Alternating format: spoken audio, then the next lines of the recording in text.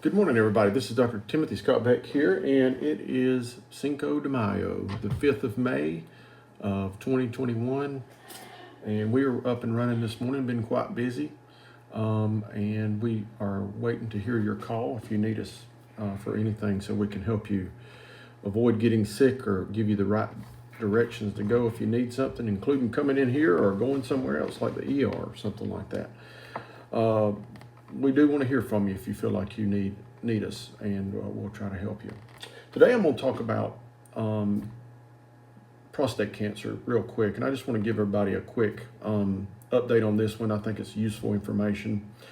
And prostate cancer is when you develop a malignancy in your prostate gland, and the prostate glands are specific to men, and it is located in the lower abdominal area, and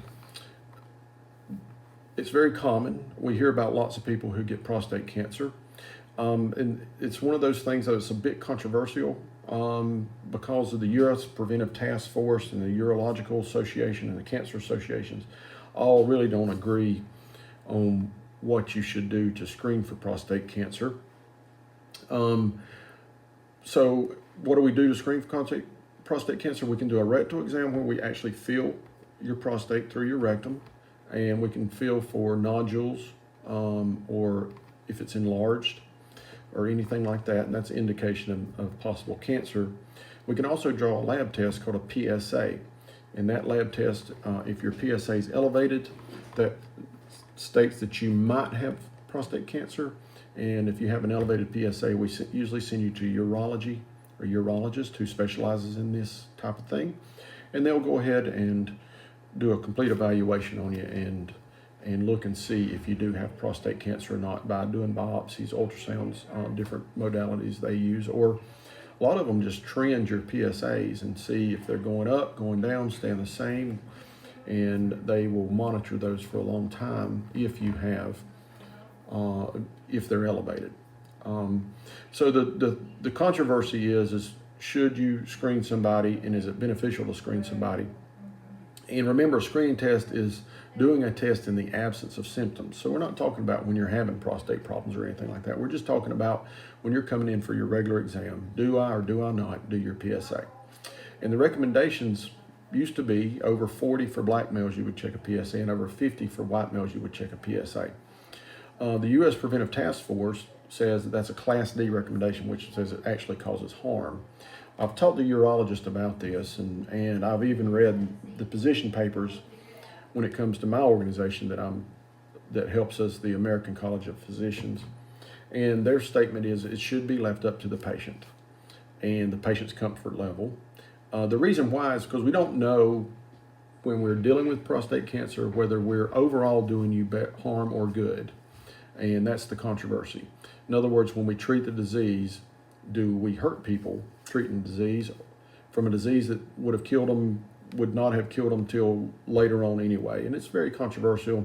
But the main thing is, if I ask you, do you want to get a PSA checked? And usually we'll ask this at around the age of 50.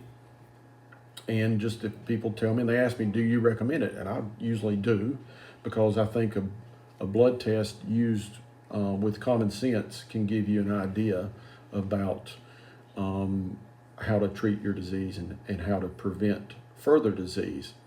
When I say common sense, though, sometimes folks get test results back and it really throws them into a whirlwind and causes severe psychological trauma and things like that.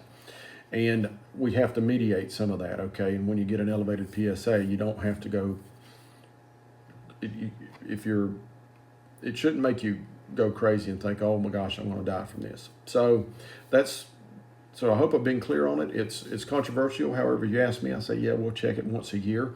The government does pay for us to check it once a year, or insurance companies do.